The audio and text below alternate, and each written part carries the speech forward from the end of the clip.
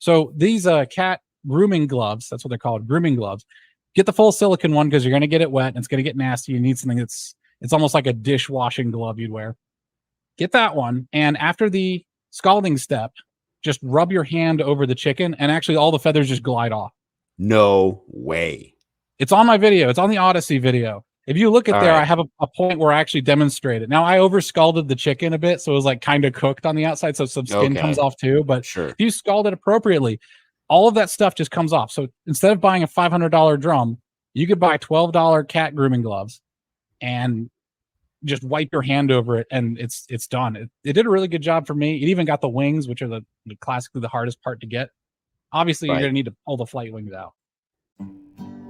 This is the FarmHopLife podcast, a traveling homestead family. I'm Matt DeRozier. On the FarmHopLife podcast, we learn what it takes to grow your own food from everyday people. Could be a college student, grows tomatoes and salad greens on their apartment patio, a former VP of marketing for Del Taco now raising cattle in Montana, or someone who hasn't had a homestead in over 10 years. This show is aimed at teaching you what it takes to make homesteading work for you, that we all make mistakes, we all have bad days, but we can reach out and help one another thrive, and giving you the confidence needed to go feed yourself. Good. Yeah, you got like a pro setup. Oh, this little thing. Dude, your backdrop and like got the microphone right there. You look like you been doing this forever. Oh, I know. It's a new studio. I'm about to start making new content again on the Farmgineer channel. So I've been gearing up for it. But man, it's been a long winter. It's been a lot to prepare. My first year coming out of the gate, just boom, boom, boom, doing stuff like crazy. Yeah. And then the second year, a little bit, but not as much. And it's been like dealing with the fallout from what went wrong, doing more of what went right, and then trying a bunch of new stuff. So it's been eventful. It's been fun, but I'm finally got a handle on it. And if I was to do it all over again, it would probably take me 6 months to stand this place up. There's been a lot of lessons learned. So let's talk about the name Farmgineer. I watched a couple of your videos. But thank you. And so what is your like occupation then? Because like it looks like you work with like some electronic engineering. I do. And it's funny. I intended to put more of that into the Farmgineer, but what I ended up putting in more of was my experience doing manufacturing engineering. So my background is I'm an embedded software engineer. So that means I make firmware. So whether it's in your router for your home or it's in your thermostat, that's actually a big user of firmware. Power tools. I worked at DeWalt Power Tools making firmware for some of their tool lines. So if you've used miter saws, you've probably seen my firmware. So I thought there was going to be more of that. And it turns out my experience going to factories in Thailand and standing up the production line actually was way more pertinent for starting out, because a lot of whiz-bang tools are fun and all, but mostly engineering is about taking people's labor and time and turning it in, and transferring that labor and time over to a product. And that product might just be a process. So like the Japanese have a process, I think it's Kaizen. I always screw up the K words because there's a couple of, there's Kaizen and Kanban. I think I'm actually thinking of a Kanban. It doesn't matter. You can look it up. But Kanban is just a process of binning spare parts and inventory. That's it. So you have these wire rack shelves that are kind of sloped, and they'll slide down just like you would at a grocery store. Like if you pick up milk from there, and you can look back and see how much milk you have. That is that basis of how you automate inventory. So no whiz bang products there. It's just how you stack stuff on the shelf actually makes a big difference. So I probably spent like 2 weeks organizing my larder so that I could just go back there and look to see what I have and what I need, like what I need to grow or what I need to buy, all that stuff, and then just roll with it. So I've not made any technology yet, but there's definitely some technology that's going to be coming in this next year. Like winds are crazy fast around where I am. For some reason on this plateau of Tennessee, they get to like 65 miles an hour gusts. It's nuts. Jeez. So I've actually built 2 greenhouses and they've both blown away.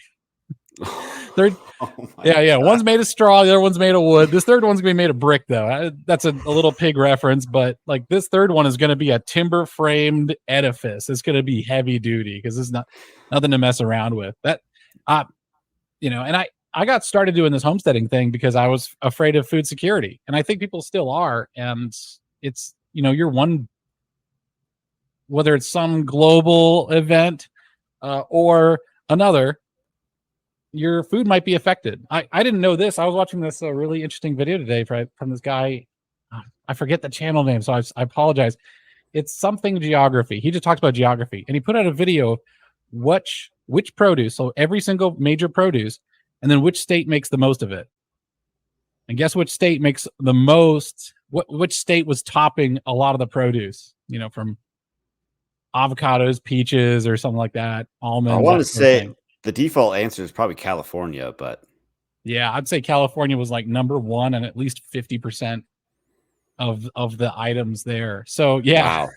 So I was thinking, oh yeah, we're not that far from having another crisis of Sure. with them, doing the truck regulations for I think it was trucks, any truck made before 2012. I forget. I don't remember the exact number, but it was any truck made before a certain time is just illegal to have in California at all. Right. So if you can't move stuff out, like you could have a major crisis. So the world's getting complicated. Yeah. I was surprised. I just learned, you take these disparate facts that you learn and you slam them together, and then you realize there's a bit of a message going on. And yeah, food security is something that we should be trying to work on more. I left the suburbs of Maryland and I moved out to the middle of Tennessee. And my goal was to be able to grow all of my own food. Now, I'm not fully self-sufficient. I buy stuff. You obviously have to, unless you know, even in the post-apocalypse, like before civilization really existed, we traded. I think lime trading was actually one of the first first things that people traded back in ancient Babylon or whatever. So I'm not fully self-sufficient, nor do I want to be, but I am food self-sufficient, and then I can grow my own food. Easier than I thought it was going to be, actually. The growing it yourself is easier than you thought it was going to be. Is that what you're saying? Yes. So the way that engineers are lazy people. We are the laziest people in the world. And we tend to get stuck into a problem. We'll spend 10 hours in a spreadsheet to save like a few hours of work outside. It's remarkable. So I spend a lot of time in front of a spreadsheet putting together a nutrition table. So when an engineer does to reduce the amount of time to design and build something is we look at what really is necessary to do it. Like when we shave off everything we don't have to do, anything that's like, oh, that would be really nice, or that would be a big enhancement, we take it and put on a separate list and we get to it later, which is why a lot of your first products that come out of the door tend to be kind of bare bones and not have a lot. Right. Makers right now tend to ship a product that has extra room for software to grow. So even though the hardware is frozen, it can grow in software.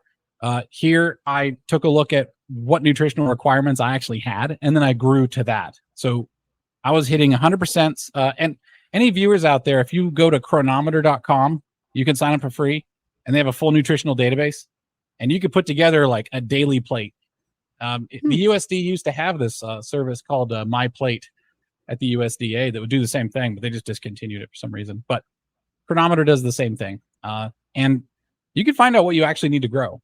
Take your daily, what gets you your 100% across your daily, and then just multiply that by 365, and that's your grow quota. That's it. Sounds easy. It is easy. And then I think I came up with I have to grow like 5 or 6 different things total. I can even list them. They're easy to remember. It was potatoes, buckwheat, which buckwheat's really easy to grow. It grows like a weed.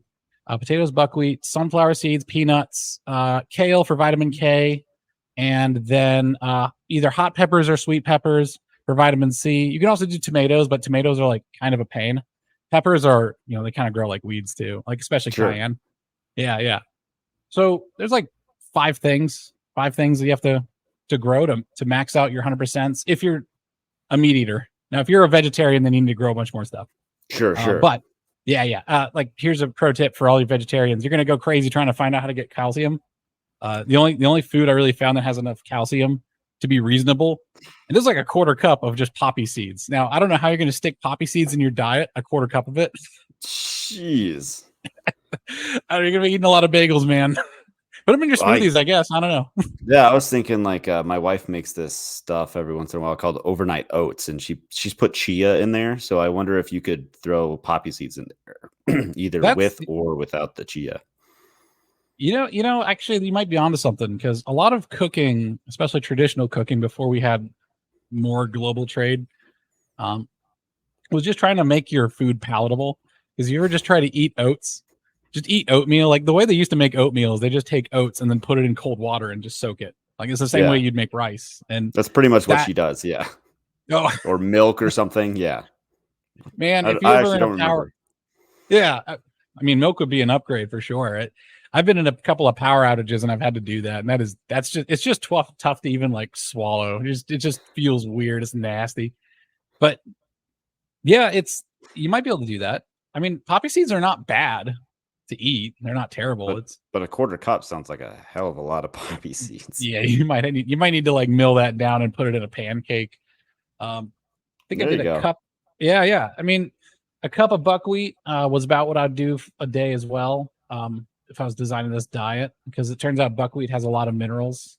It has plenty of fiber in it too. It's also really easy to process. I was going to do oatmeal because oatmeal is one of the better foods, but oatmeal needs to be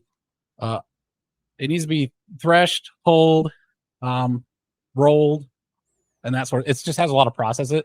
Whereas like buckwheat, you just take the dried bundle of buckwheat and you put it into a big burlap sack and just smack it around. So you just really, that's all it takes. Yeah, because you're just trying to separate the seeds from the rest of the plant. Like the seed itself has a hull around it, but you can eat the hull. You can actually just toss the whole thing into a mill and mill it. Neat. Yeah, and then you make it into a flour, or you can roast it and eat it. It's just a bit crunchy. But yeah, it's awesome, really nutritious. It's really good for you.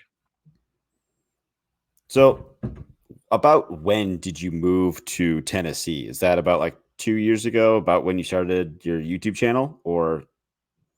No, it's about right. Yeah, about 2 years ago. I started making videos almost immediately. Wow, nice. It was hot in the crisis, so I was very motivated to try and show people the way. And it looks like the nutrition video itself just got people thinking, get their noggin jogging, because people try to grow all sorts of really complicated things, and I'm like, you really don't need to grow that. And I try to grow those things too, just to learn. Like for carrots, you think carrots are going to be like super easy, but if your ground has any sort of rockiness at all, or just dirt clods, or it's compacted at all, it's not going to turn out. I'm trying this new method where I just have a mixture of sand and potting soil in one of those like black bins you could buy from Sam's Club, those big bins that they sell for like $20. I just filled one of those bins like 12 inches deep with sand and this potting soil, and carrots are growing in there. We'll see what happens when they mature, but yeah, they get real bad if they hit a rock or something like that. You're going to have like stubby carrots that break off into a million pieces or a million branches. Yeah, and like if the soil is hard too, it'll just like push up the top of the carrot. And like that's what can happen with beets too.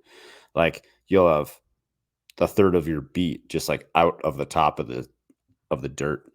Wow, I've never seen that. It makes sense. And then it's like all like woody and nasty tasting. I don't really care for that. Dude, it is hard to. It's actually kind of a miracle that food tastes as good as it does, like produce. It is so easy to screw it up. Like for me, if you leave stuff in the ground too long or not long enough, onions is a thing that I'm working on getting good at. Like I can't get nice bulbous onions. I'm sure to just if I did some studying up and looking up at it, it would be good. But there's also just a lot of real misinformation or incomplete information, because maybe people have been farming their whole lives and they take for granted that people know stuff, like know some basics, but I don't. I didn't. I was just an engineer. And I had this one book about slaughtering, and then that book was missing so much information. So my first attempts at slaughtering were just so it was a pandemonium. What did you say? What it was you were trying to process? I did not. It was the chickens at first, and then lambs. So I've slaughtered probably about upwards of 30 chickens. I'm going to slaughter probably about half a dozen ducks soon. Hopefully that goes well.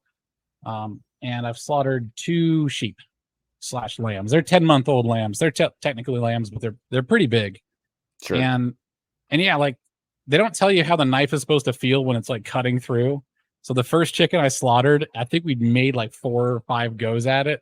Oh gosh. And it was the mean. So we tried to slaughter the giant mean bully rooster first, or as you do. And this sucker just would not die, no matter what we would do. It was bad. It started to feel like that one scene from Reservoir Dogs, and he's like bleeding. Kelsey will bleed. He was bleeding for a while, and I was like, "Oh, finally! Thank God, we finally did it." And then he would stop bleeding, and then he would just get real mad and just laser eyes, like upside down in this cone, just looking at you, and just like starts freaking, like getting angry, and like almost looking at us impatiently. We ended up having to chop his head off. Just straight up like, okay, we got to end this because this is bad. I mean, he was a bad rooster, but he doesn't deserve this. Right. And yeah, it's true what they say. Chickens, when you chop their head off, they go for it. They run.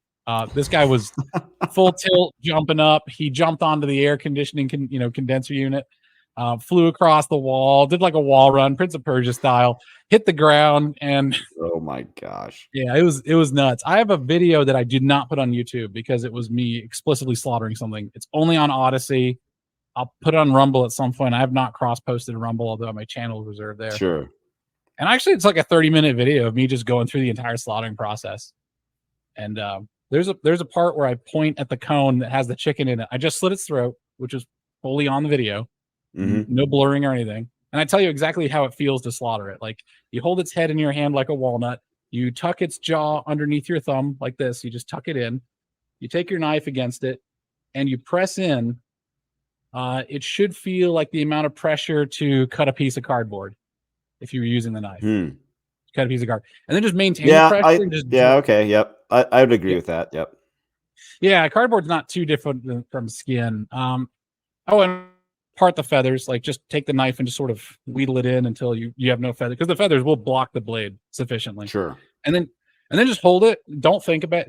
Just let your hand draw it across. Yeah. Right. Yep. Right under its jaw there. Right under its jaw. I describe it as put the knife on if your hand was like a hammer, put your knife on top of the hammer, rest it on there. Because first off, if it's resting on top of your hand, you can't slice your hand. It is important. Good point. And then just draw it. And I'm explaining what happens as this chicken is bleeding out. And I'm saying it's going to freak out pretty soon. And I point at the cone. I just point at the cone. And then it just immediately, like on cue, the feet just start kicking. And that's exactly what it would do if it wasn't in the cone. That's why you use it. Right. I did not. They just like shake like crazy. I've actually like just kept my hand on it just to try to prevent it from just like getting bruised and kind of beat up too bad. Yeah, exactly. So were you using a cone? Yeah, I was using a cone, but so part of a co-op I was a part of was like the Montana Poultry Growers Co-op, where you could get like deals on feed, and they had chicken processing equipment that you could rent for $50. Oh, nice. And so, yeah, it came with the scalder, the drum, and the killing cones. And I even think like a processing table that like you could hook up like a garden hose to it and had like a little sink and everything. But they only had, I can't remember what happened to the chicken cones. So I had to end up using turkey cones, which are like quite a bit bigger. Oh, yeah. And so like there's a lot of room in there for them to like get around. So you have to like kind of hold them down. Yeah, with an appropriate size cone, I don't think it'd be a problem. I just let mine go. But it's a cool tip. So those drums, those plucker drums, cost about $500, right? If you're doing, and this is another thing about engineering, there's a concept called engineering finance, which is a class I fully slept through. It's very boring, but the idea of how you calculate an ROI is assign yourself an hourly wage. Like, imagine, okay, you're going to process chickens. How much is that worth? Is that $10 an hour? Okay, great. So that means if it takes 20 minutes to slaughter a chicken, then that is 1/3 of an hour. So that's going to be $3.30 of your time, right? And that helps you put it into perspective, because if your time is worth about $3 and you're going to save, I don't know, let's say you save 10 minutes of that 20-minute process by buying the drum. Well, that's about 1/6 of an hour. So it's like $1. Let's just say it's $1.50, right? So you would need to go through $500, which is the investment for the capital, divided by that $1.50. Okay, and that's the number of chickens you need to process to make it worth it. Now, rentals are good because you get to try the equipment out and measure it. if you want to save time and you're not doing a really high volume of chickens, there's a concept in engineering so called biomimicry. You ever heard of biomimicry? No, actually, it sounds cool. Oh, yeah, no, it's just when we steal ideas from nature. That's it in engineering, right? So we could steal from a bird, we can steal the profile of the wings to make maybe an aerobatic aircraft versus a then forget that idea and actually just use taxidermy birds to. Have you seen this? Where they basically I've not. They reanimate dead birds to make them fly now instead of going and try to doing it like mechanically. They just oh my gosh, really? Within the last month or so. Yeah, it's really funny. Like that is hilarious. Pigeon drones are now literally a thing. Okay, I'm gonna look that up. I'm gonna look up pigeon drones. Okay. I mean, I've only seen the one taxidermied cat that someone turned into a quadcopter about 5-10 years ago. Oh my gosh, I've not seen that. That sounds awful. The cat is like stretched out like all fours in all four directions. There's just a quadcopter. There's just this taxidermied cat chasing people. People are sick. Engineers are weird. And we have no boundaries. We have no boundaries and no chill, which is why we have so much trouble dating. It's just you only thought about how you could, not if you should. It's correct. We don't care about should. We just go could. Like, oh, you know what? We could. We let the it's like a comedian. Sorry, go ahead. Go ahead. It was like a comedian who tries out material, like only until the audience starts gasping and freaking out. Maybe it's like then you pull it back some. I was like, okay, maybe we'll pull it back. Found the line. Right? Found the line. Well, the biomimicry, right? You steal ideas from nature. It's the same thing, right? So, okay, what peels? Nobody peels a chicken. What plucks a chicken, right? What would pluck a bird? Name an animal that does that. Maybe like a coyote or like a dog, but they might just eat the feathers. Okay, let's think of another one. Maybe one that does the job more elegantly. Because I would agree with you. Like a coyote or a dog would just wolf the whole thing down and just let its organ, like let its intestines sort out. I mean, obviously a person would, but you're talking an animal. An animal, yeah, an animal. What animal eats birds?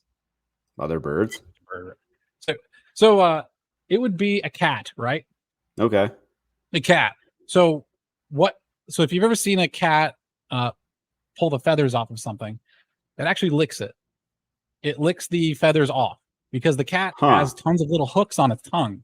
And that's how a cat's tongue works. That's how it preens itself. That's how it peels feathers off. If you ever want an education on what that is, just take yourself a dead chicken and throw it to one of your cats and you can all just watch. I'm sure there's a video on Live Leak somewhere. But I decided that after the scalding step, after I scalded it, what I did was I took full silicone cat pruning, or cat cleaning gloves, the ones that you rub against your cat to take the feathers off, or not feathers, but the fur off, right? Sure. to take off that, because it's built the same way. It's built with these little fingers on it that get in between the. What the idea is, so physically how it works is that you have all these little protuberances from the tongue that kind of wrap around whatever it's going to pull, whether it's fur or even skin. Like cats will actually lick the skin off of things. If anyone's ever been licked by a cat, it's like sandpaper. It's a lot of little hooks hooking onto you, and you get a lot of surface area coverage. So these cat grooming gloves, that's what they're called, grooming gloves. Get the full silicone one because you're going to get it wet and it's going to get nasty. You need something it's almost like a dishwashing glove you'd wear. Get that one, and after the scalding step, just rub your hand over the chicken, and actually all the feathers just glide off. No way. It's on my video. It's on the Odyssey video. If you look at there, I have a point where I actually demonstrate it. Now, I over scalded the chicken a bit, so it was like kind of cooked on the outside, so some skin comes off too. But if you scald it appropriately, all of that stuff just comes off. So instead of buying a $500 drum, you could buy $12 cat grooming gloves and just wipe your hand over it, and it's done. It did a really good job for me. It even got the wings, which are classically the hardest part to get. Obviously, you're going to need to pull the flight wings out, like pretty hard. Yeah. So the drum was super handy, and one tip that I got was do two birds at once, because the drums are rather big, and so the chickens will actually just basically bounce off of each other. Nice. Instead of, because if you do one at a time, it can just kind of stuck and just kind of like spin. Oh yeah.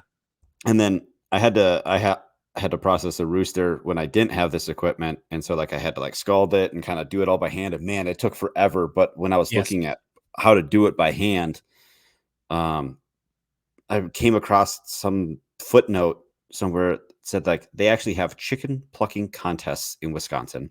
And the fastest, the world record or something like that for a plucked chicken is like 4 seconds. The guy just like, you should just be able to like pull, like just run your hands down and it's done.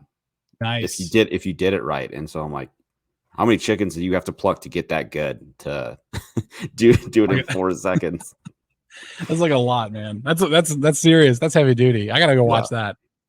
Well, it's amazing how fast it's amazing how fast you can get at something if you have to do a lot of it. Right. Do a lot of it. Yeah. Yeah. So the thing about doing all the homestead stuff is people tend to want to use a lot of time. I've worked pretty hard to get my daily time. It's probably like less than 30 minutes. And most of that is just chicken like stuff, feeding them, collecting eggs, and that sort of thing. The gardening, I like do it lazy by growing things that don't need a lot of help. Like the buckwheat needs zero help for me. Sure. Peppers need very little help. I fertilize them like once a month. Like I just use like a tablespoon of fertilizer. It's like nothing. You can also use like bone ash, which has a lot of potassium. There's actually a chart, like a PDF chart floating around on the internet that goes through every single type of fertilizer, organic or inorganic, and just tells you exactly what all the 3 numbers are, the NKP numbers. Yeah, I can email it. I could DM that to you. You can feel free to attach it to the description or something. It's really handy. Yeah, that'd be great. Yeah. And that will let you know what to do. It's just, I once heard from a good friend of mine, when I was working on military drones, he said to me, if you're not keeping score, then you're just playing games. And that taught me a lot about how you manage your time and how you manage everything. That's a very good point. Yeah. So if you're keeping score on how much time you spend on things and how much money you're spending or how much material, right? You don't have to worry anymore. You know what you need. So like for me, I did the math, and if I want a lifetime of peppers, it's like a 60-pound bag of fertilizer. Easy peasy. Now, if I want to switch to another one, right?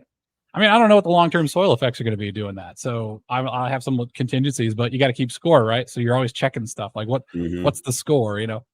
For me, like the thing I'm working on right now is like, I got food that just rots out here because of it's too packed in, or there's some malady going through, or it's just been really wet lately because we've had like 5 inches of rain the last month. You know, it's hard to keep score when nature's constantly messing with you. Right. Yeah. Like all this rain is messing up my progress from like last year, or you know, like so if you're keeping score on everything, like do you keep like a farm journal from like first year to the second year to the third year to the fourth year and so on? I do for a period of time, and then I kind of ease back because keeping score also takes time. And once you've kind of gotten to a groove, like I kind of know what the number of eggs I should get is. And so I'll mentally just keep that in the back of my mind. It's like, okay, I got 9 eggs out of 15 chickens today. Okay, I got 14 eggs out of 15 chickens on Tuesday. And on Wednesday, I got like 5 eggs out of those same 15 chickens. And I just sort of average that up the end of the week. I'm like, okay, am I in the ballpark? Because they're going to fluctuate on a daily basis. Right. And then like I'll notice a problem and then I'll address it. Like I found out one of my chickens was causing like, it was funny. It's like the ladies' bathroom, right? There was a line of hens to the egg box. Like they just all couldn't get in. And this one hen I got in there, she's taking up the whole thing because she's getting kind of broody. So I ended up just reaching into the box while she's in there, grab her, and just put her into a different pen just to throw her off a little bit so she stops being broody, but also so she like clears up the egg box because it was affecting my egg production. Interesting. Can you do that? Does that bother them a lot? I mean, she's a little lonesome, I guess, and she kept trying to get back in. But after about a week, she got used to it, and she's on a routine now. Chickens don't really seem to like each other. They can kind of trust each other, but I don't know if they build like deep bonds with each other. It's not like cows, right? Like if you separate cows, they'll get really depressed if they have a best friend and you separate them. Sheep as well. It takes sheep like you kind of measure the amount of bonding by how long you can separate them and how long it takes for them to get over it, right? So for the sheep, when I separate the lambs from the mom, it's like 2 months for a 2-month-old sheep. So yeah, everyone's freaking out. Yeah. So your lambs, what breed did you end up going with? Oh yeah. So my okay. This gives me a good segue actually into just before I follow the locals. Like when you go into a foreign area, the first thing you do if you landed at Plymouth Rock is you probably should talk to a Native American and see like, okay, what's up here? If you go to if you hit Cape Town and you're in South Africa and you're one of the first explorers there, you should just ask the locals what grows well, right? You don't try to like reinvent the wheel and don't force your will on it. I talked to them and they said, first off, get a hair variety, not a wool variety, because the maintenance on it. I'm like, okay, that's sensible. And also, like, it gets really hot here. It gets really hot and it gets really cold here. We got hit with negative 14 Fahrenheit in the winter, this crazy polar vortex thing or whatever that was. That does sound cold for Tennessee for sure. Oh, dude, yeah. Well, I'm up in the plateau, so we're actually in the same like climate zone. We're up in the same climate zone, bless you, as freaking Thanks, I was trying to hide that as best as I could. You can't hide from me. I'm watching you. I'm in the same climate zone as freaking Boston, Massachusetts, right? Because I'm in the plateau. I'm elevated, which the elevation is a blessing and a curse. We get a ton of rain up here. I'm in the rainiest part of Tennessee at like, I don't remember how many inches, but it was a lot. It was, it's the most number of inches in Tennessee. I want to say it was like 70 sounds like too much, but it might actually be about right. We get crazy amounts of rain here. That does sound like a lot. Holy smokes. Well, we're on a map. Yeah, I got to double check that. Maybe I might be mistaken. It might have just been something else, but it's a lot of rain here. So tons of rain, major temperature swings, negative 14 Fahrenheit up to, I mean, it was like 94 today. Okay. So I gotta have to have a sheep that deals with that. It's not like Scotland where it's just always kind of balmy all year and then gets cold. So I went with Katahdin. Katahdin and Dorper work well. If you want pure meat, like Dorper's the way to go, but Dorper also needs to be dewormed. I guess they just eat whatever. Like they're just, I mean, it's a meat sheep, right? So like a meat chicken is just going to eat voraciously, I would imagine. Sure. Right. Which means and if it's not very discriminating, it's going to, and it's a ruminant. So it's not like a pig. Like a pig can eat voraciously and then just passes everything through. It's like a goose, right? It's in one end out the other. But as a ruminant, they're going to process grass for, I don't know, like 2 weeks. So a worm has 2 weeks to work in their system. So Katahdin were a little easier going in terms of worming. Greg Judy, regenerative farmer, pasture guy. He's great. He suggests Katahdin as well. So I was glad to see some corroboration there. But at about half acre per adult head, I've got about 5-6 now actually, and one's very pregnant. I need to do something about her. And one was pregnant one lambed last year, and the other one lambed and had stillborns. So I'm keeping it on the stillborn one. If she keeps having stillborns, I'm going to have to take her away from the ram because I don't think it's healthy for her to keep doing that. I could sell her or slaughter her, but I could. Honestly, I don't like mowing the lawn, so I like to keep them. That's the reason why I got them in the first place. Yeah, we're actually considering getting goats for the same reason. I didn't think I would ever be into goats, but I also don't mow, and I just kind of like let the yard go this year, which wasn't really much to begin with. And the cheatgrass took over, and I hate cheatgrass. I don't know if you've ever experienced it. It is like it's the most worthless like plant, and it's like wicked, like it spreads wicked fast. So like you walk through it and they're like the little seeds stick to everything.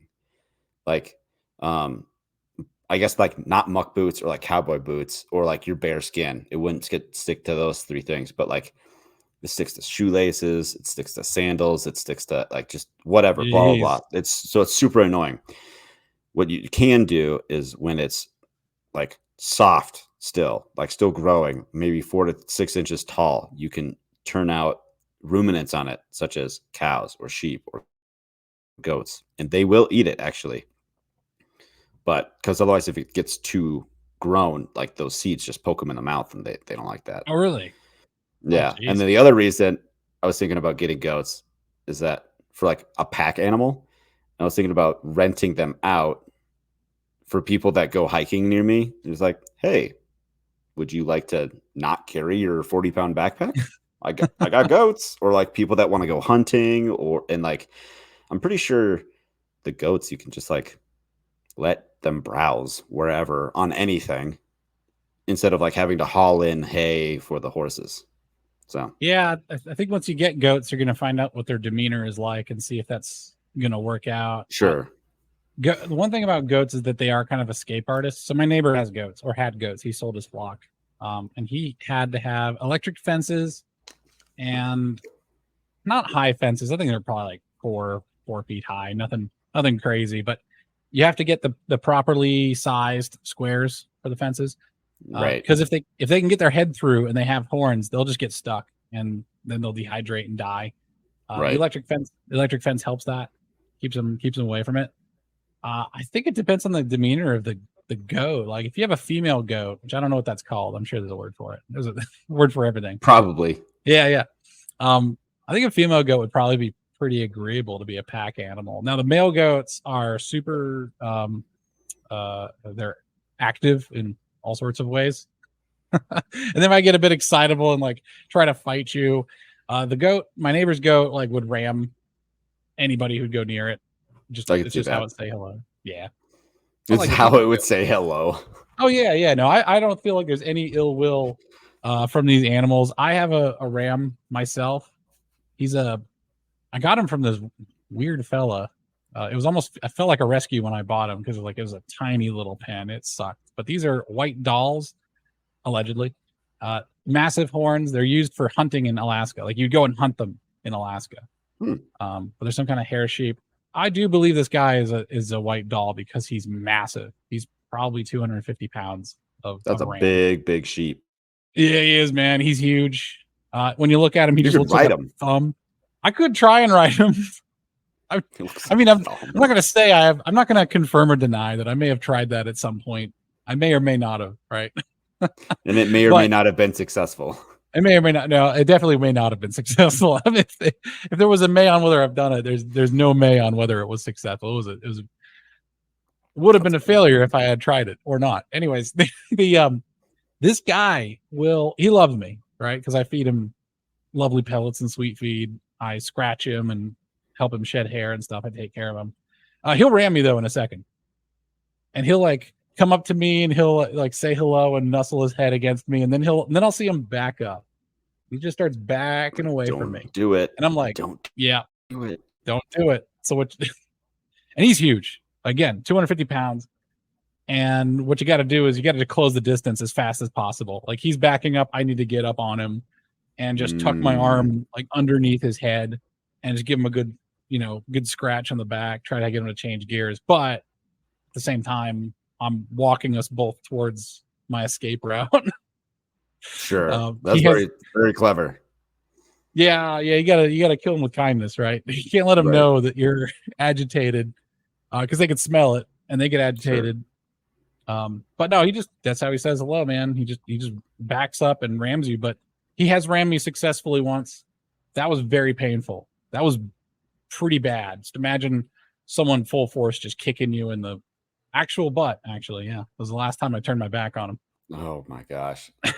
I saw this video not too long ago. It's a compilation. Same guy, same ram, but like every time he's like doing his feeder or whatever, the ram sneaks up behind him and just gets him every time. It must have happened like 10, 12 times in this video. I'm like, man, I think he must really like having that ram around with us. I think it'd be dumb. Like just, you got to go. He's a glutton for punishment. That's probably the highlight of that Rams day, by the way. It's like, oh, probably. Oh, sweet. Something to do. Bam. Well, and I see the thing is, it's really adorable. I know it's friendly because he does it with the females sometimes, like a little light touch, like a little tiny light ram, a little loving one. But when he's got lambs, like male lambs, right, and he's raising them and they're getting to age, it's very sweet because he'll do like a really little light one. to just sort of train them up, and they're getting so excited and they want to go and fight daddy, and they give it their all, and it doesn't really do much, and he gives them a little nudge back. Unless it's feeding time, then there's nothing sweet about him. Will just straight up like broadside you, just knock you out of the way. So that's funny. The children learned who's boss whenever I put sweet feed out for them. That's really good. So, what's been one of the biggest challenges in homesteading that you face so far? The biggest challenge on the land has definitely been weeds and pests. Man, they grow faster than anything. And I mean, I'd say as soon as you see a pest, again, like when you're going out there, most of your time is going to be spent on just inspection, right? Mm-hmm. If you're doing things right. Because if you're inspecting and that's what you're spending all your time on, you're not spending time on remediation, as in fixing mistakes, and you're not spending time on planting or something else because you've already automated it, or you made it into a process, right? Like all of your every month or so you'll get your succession planting seeds in, and you do it in an afternoon, drink a beer, enjoy that, and then that's it, right? But inspection is like a daily thing. Aphids are the devil. They'll just show up and you'll see them one day, you'll see like one or two one day, and then you'll see an entire vine of tomatoes just covered them within a week. Like if you give it, I remember one time I just didn't have time to spray for them, and I just had to wait one day, and that one day was enough for them to do enough damage to cause the tomato to just succumb to rot. So I now keep all of my pesticides on site. It's like an IFAC kit, like a first aid kit. It's just out there, like bolted to a pole. I have an airtight container that just contains some pesticides that are like right there on site. So I, break in case of aphids or something like that. I just pop the case open. I give it a spritz on site right then and there. Starting from where it's comes out of the ground, because that's where they climb up from. So okay. Start there. That solves a lot of problems. And then you hit the locations, all the way up, give it a spritz all the way up. And yeah, man, that's been probably the biggest challenge, that and weeds. But if you're vigilant, it's not a big deal. If you're vigilant, very easy to keep them under control. Don't let weeds go for more than a week. Don't let other pests go for more than a day has been my rule here. Gotcha. So that pesticide, like, do you make your own, or what do you use?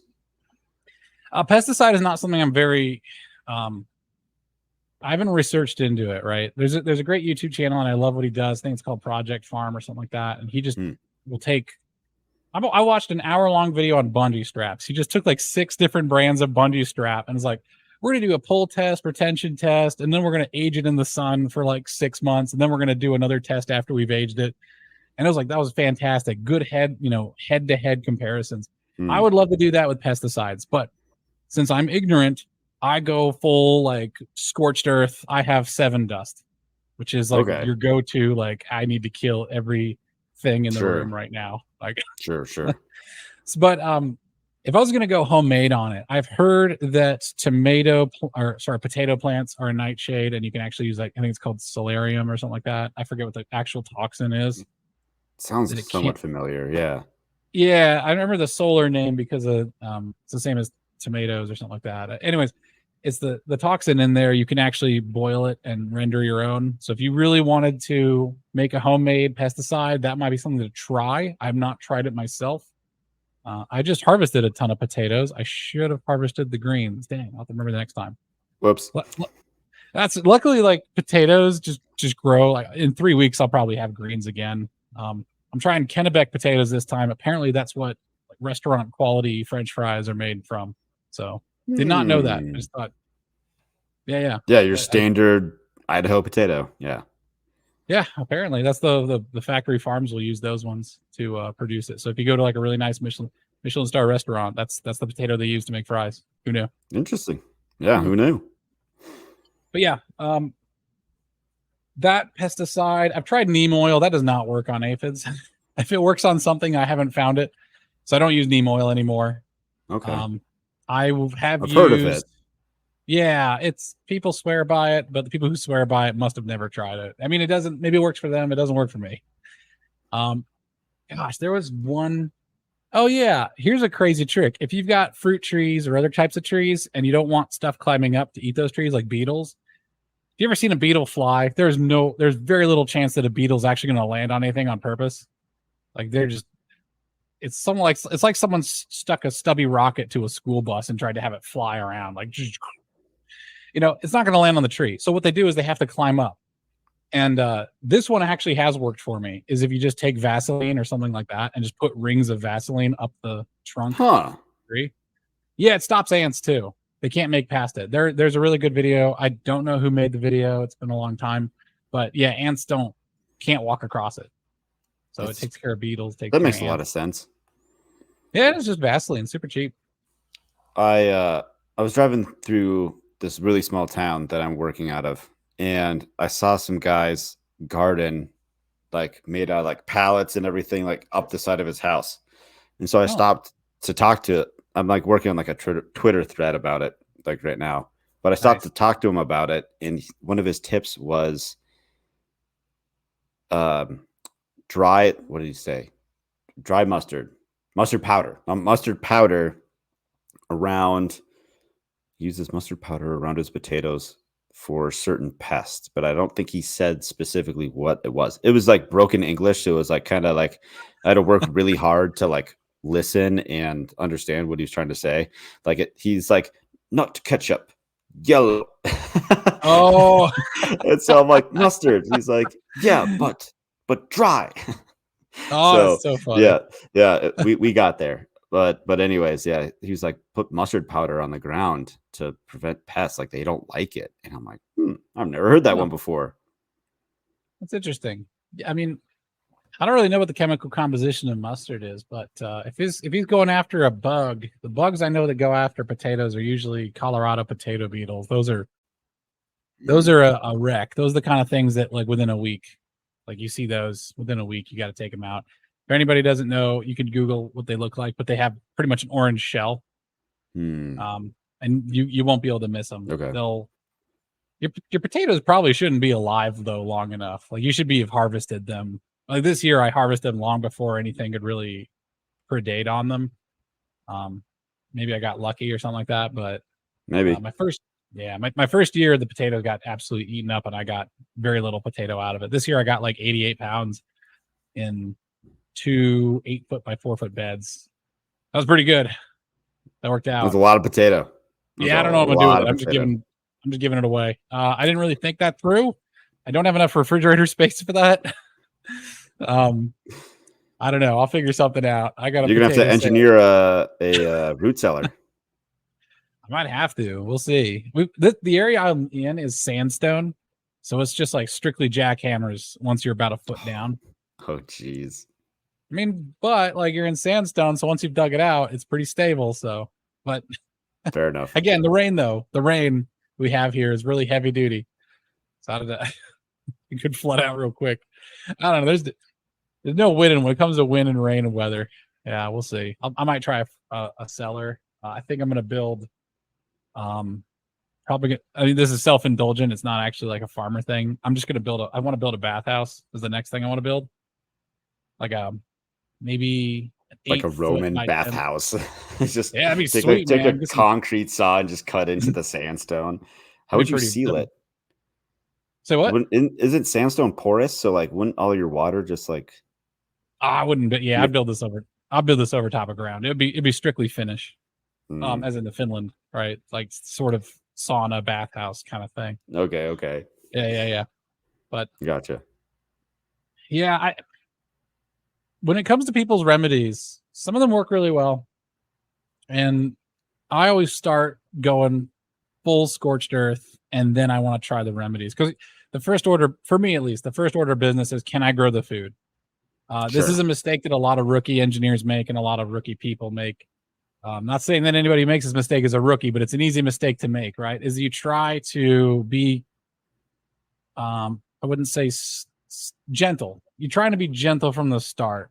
And sometimes you got to go in more hard. And then once you've gone in hard and gotten business done, grown the stuff you want to grow, then you can actually, it's easier to peel from back, because then you're at least starting from a place that's working.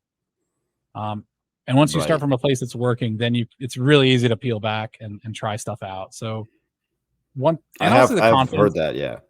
Yeah. And then once the confidence is built, like, it feels great. You don't feel like you're worried anymore. You don't feel like you're like worried about failing. You're just like, oh, okay, well, you get to blame the method and not yourself, I guess is what I'm saying. Once you've succeeded. Yeah. And then even if, like, let's say, like, you use 7 dust on your stuff. Well, you know that you did that. It's not like, I wonder if this thing I'm buying, they use 7 dust on it. Like, and how much, right, and how often, and all these questions. Like, you already know. Yeah, I use 7 dust very conservatively as well. Like, there's spots where you put it. Like, I get to, when a factory farm or something like that is gonna just spread it wherever. Actually, I think it might be, I don't know if it's legal for them to use 7 dust. I think they have to use the liquid, but they put it all over because they have to work against a clock. For me, I can waste an extra 5 minutes once a month, or I mean, the application interval is 10 days, no less than 10 days. So let's say I was doing it at maximum interval, like as fast as possible. I mean, so every 10 days, I might spend another 5 minutes and put the dust in something that I can like dispense. Like, think of like a Gold Bond, like dispenser where you can puff it out. I can actually just puff it on the vegetation part of the plant and not the actual vegetable of the plant. Sure. Because one part about 7 dust is if you try to wash it off, it's actually quite a pain. And I don't like to have that on the actual fruit itself. Right. And luckily, most animals are not actually trying to eat the tomato or the fruit itself. They're eating the leaf. So I don't really care about that. And you don't need more than like a ring of it, because as soon as the pest has touched it and is carrying it, it's done. Like, it's gonna die. Okay. So you don't have to like blast the whole place with it. Sure. Were you the one that made the comment on the? It was like a conventional farm, and there was like this specialized tractor that used AI and lasers to like burn weeds. Were you the one that left the comment? You're like, yeah, in a week that's going to be full of weeds again. Was that you? Yeah, it was. I guess they were shooting at pests or something. I thought it was weeds, but who cares? It's the same process, right? It's same. Yeah, exactly. Dude, you could killing an individual pest is not the thing of it, right? It was a really cool product, and I thought it was like really impressive for people that have never grown anything. But imagine if you went out to your plant, right? Let's say you went to a plant, and you just took like a red hot poker and just jabbed individually every single pest on there. And imagine to yourself, like, how long would that stay good for? Not very long. Like, one of the main reasons why people use pesticides, one of the main reasons why pesticides work, is that it sticks to the surface. It continues killing for a period of time. Sure. This is like it might be 10 days or a month of killing power there. So if I use like slug stuff, like slugs love to eat my peppers. They love to eat peppers. Actually, they eat about everything I grow. But anyways, around the base of whatever I'm growing, I put down this slug bait or slug pesticide. It comes in these little pellets, and I'll make like a little fairy ring looking thing around my plants. I want that thing working all day. It needs to be working there constantly, because I guarantee you, underneath like about a quarter inch underneath the dirt is more pest larvae that are just maybe a day or two from hatching and coming out of the ground. Right. I don't know the secret life of pests, but they are prodigious, and they come back and they multiply, and you have to have something that has some staying power to keep killing them. It's not a one-time event. Sure. Right. So then what would you say is the best part about homesteading? Oh, the best part about homesteading is, first off, like, okay, for anybody out there, or for you, Matt, if you get any kind of anxiety from the outside world, that is your best thing about homesteading, is you don't have to worry about that anymore. Like, you feel better. Now, the economy might crash, but I have a lifetime of fertilizer in the shed back there, because I only need 60 pounds and I'm growing peppers for the next century, right? Because I only use like a tablespoon a month per plant. And I only need 2 plants per year to grow all the peppers I need. I now know what I need. It's it's a innate measurement. It's that keeping score. Like I'm no longer counting on the world to work like clockwork anymore. Right. You could have a bad decade. You could have a bad year. You have a bad week. Some people are one bad week away from freaking out. Like if you live in a city or something and they don't have, and the trucks just stop showing up for whatever reason, I mean, you're gonna freak out immediately. So my time horizon for anxiety is very distant in the future. I'm not worried about anything in particular that's within the decade. I kind of know how much toil it takes. I'm lucky. I'm very lucky. I'm very blessed that my property has like 3 different sources of water if you include rain. Because I got rainwater. I have a pond that collects runoff, so that needs to be distilled. But I also have a natural spring that's deep in my forest that I'd have to pipe over. Or I was super lucky. I didn't discover that till like a year into owning the place. But no way. You didn't mean to buy that? What? No, I didn't. Welcome to the plateau. It's the because I heard like a sort of rumbling in the forest while I was out hiking. I was just going to check out my forest and see what's up. And I started hearing the babbling brook, and I was like, well, I got to go follow that, see what's going on. And it's just coming out of the ground, and it's crystal clear. I was like, dang, okay.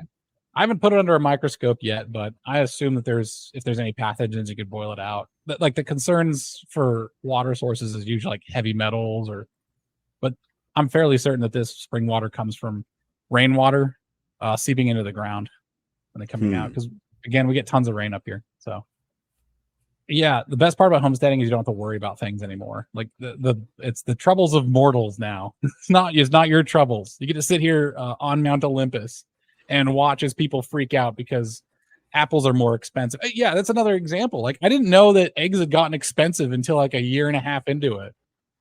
I just had no idea how much eggs cost. I haven't had to buy eggs about 6 months into me moving here. I've had a supply of eggs, more eggs than I can count, more eggs than I care to. I almost started using them as target practice, but then I thought that'd be kind of disrespectful. So I just give them to my neighbors for free. Maybe just one. Maybe just one once in a while. If I had a slow-mo camera, I'd have more reason to do dumb crap like that. But there you go. I know exactly. Yeah. Shooting eggs. That's one of the best parts of homesteading. I'd say that, and the fact that your food is way better. Like your food is significantly better. Like the potatoes I have are.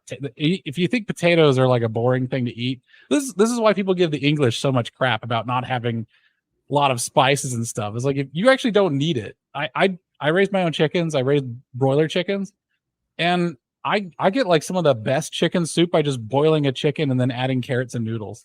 That's it. Yeah, like I just boil. That. Yeah. So it's like people talk about, early Irish immigrants, the 1800s or the early 1900s. It's like, oh, they boiled a lot of meat. It's like, it tastes really good because the meat's really good. Even if you're not a culinary genius, your food's going to be significantly better. Michelin star chefs would have the food that you have. So you have this ultimate luxury good food, just kicking it, and you're anxiety free. You're enjoying whatever fruits you have of your labors. You also feel like you're contributing to everything that's there. You understand it. It's far more rewarding. It's way better than just going to a grocery. I mean, I don't mean to be like a jerk and be like all those bougie guys at the grocery store, but it does make you feel way better. I have infinite meat now as well with the lambs. I get like 50 pounds per lamb, and I probably am going to have an average of 8 lambs a year. So that's a lot of meat. That is a lot of meat. Holy smokes. Yeah. But man, it's good. Yeah, man, it's really good. Those hair sheep, we looked at hair sheep a while ago and just haven't pulled the trigger on it. We had found a different variety. It was also, let's see, what was the name? Dang it. It's been a little while. Doesn't matter. Maybe it'll come to me. It definitely wasn't St. Croix. It was something else. Okay. Soay. That's what it is. The Soay, Soay. They're like Scottish or something. So that lamb, because they don't have the wool, there's less lanolin in the meat. And so it has a more mild lamb flavor. Oh, really? So like someone that normally eats lamb, they're like, hey, this is like way too strong of a flavor. Try a different breed. And because my wife was like, this is really good. I could eat this all the time. That's interesting you bring that up, because I've had so many people tell me that the lamb that I've raised here is so much better than any lamb they've had before. It doesn't have that, like, again, like that off taste Sure. that people have. I think all my neighbors and my family have eaten more lamb than I have. It's still weird. I bought a freezer beef the first thing. Right. It's just still weird to me because I was there when I was like shooting it in the head and cutting into pieces. It's still, so I'm like working through my beef reserves before I like finally pull the trigger. I've eaten some of it. It was really good. It was really good. It's butter, garlic, and rosemary is about all you need for lamb, and it's just classic. Maybe a little salt and pepper, but yeah. There you go. Perfect. I'm gonna try milking my ooze next time they're pregnant. But that is not an easy thing to do. There's some good YouTube videos on that. I don't know how those ladies do it, because whenever I try to milk the ooze, they want none of it. So it's gonna be bad. We'll see. I have this pump thing that you can use. I don't know. It's gonna be bad. It's gonna be slapstick. They're gonna ram you. They might have to activate their inner ram and do a lot of things. It's gonna be me chasing them with a suction tool, probably. I'm gonna have to build like some sort of device. I think they call it a chute or something like that, where they get in there and you got to clamp them down. Yeah, those things are expensive. I think, like at least the ones for cattle are, but everything for cattle is expensive. So yeah, like $3,000, man. It's nuts. I wouldn't do that. I'd try to build my own ramshackle one. We'll see how it goes. I'm a pretty good carpenter by now. Yeah. If you use anybody out there who wants to do any carpentry, dowel joinery is probably the easiest one to do. You just clamp the wood pieces together and then you ram it through with a drill, and then you just hammer the dowel in with a bunch of glue. If it's just crying glue from every crevice and crack, then you've put enough glue in, and if you hit it hard enough. But it makes it for real strong carpentry. That is true. Last question. What would you tell people that want to get started? Start easy, man. Just like anything. Whether it's a workout regime, whether it's a new diet, or whether it's going to school, like going to college. Start light, get results as fast as you can. Like, here's an easy one. Take some dirt, take a nice broad pot of dirt, and then put lettuce seeds into it and just water it. Keep it watered every day. Give it a little bit of water, and within a week you should start to see sprouts. That is the beginning of your journey, because you've just sprouted something from seed. And there's a lot of people that have talked to me and they've never done that before, and they're kind of like a little anxious about it. If anything's making you anxious, take an experiment and do a real easy version of it. Just do it real easy. Homesteading should not feel like a plunge. It should feel like a series of steps, series of small, easy steps. If you take a plunge, you're gonna get discouraged. You're gonna bicker with your spouse. And you might not get very much done anyway. But if you take little steps, make habits, and be really, I guess here's the top 5 easiest things to grow. Here's a top 5 list for YouTube. Lettuce, as I've mentioned, cucumber, sunflowers, also really easy to do from seed. Buckwheat, as I've mentioned before, although buckwheat's not very exciting. So, and last one I'll do is a zucchini. That's also really easy. The general rule is that the bigger the seed, the easier it is, and the faster it's going to sprout. If you want to be disappointed, you could go try herbs, but herbs are really finicky. They have a high failure rate. I've noticed for germination, and the seeds are really tiny, and it takes them forever. Well, awesome. Hey, man, I really appreciate you coming on. I'm glad we could finally do this. Because we were scheduled a couple of weeks ago, and I can't even remember the reason it worked out. Probably it was work or something like that. And then now I'm supposed to be working, and I get to screw off and do this interview. So I appreciate it. Appreciate your time. Oh yeah, absolutely, anytime.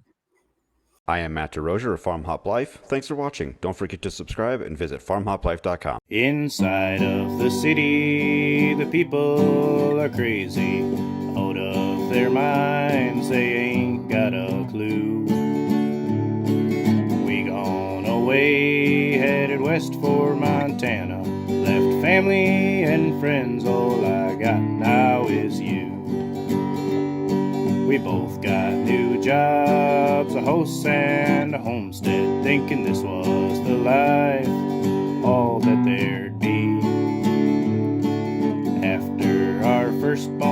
barn, you had to stay home. That's when the work got in the way for me.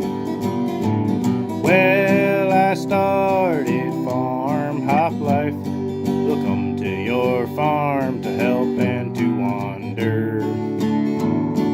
Me and the family, a truck and an RV. Send us a message and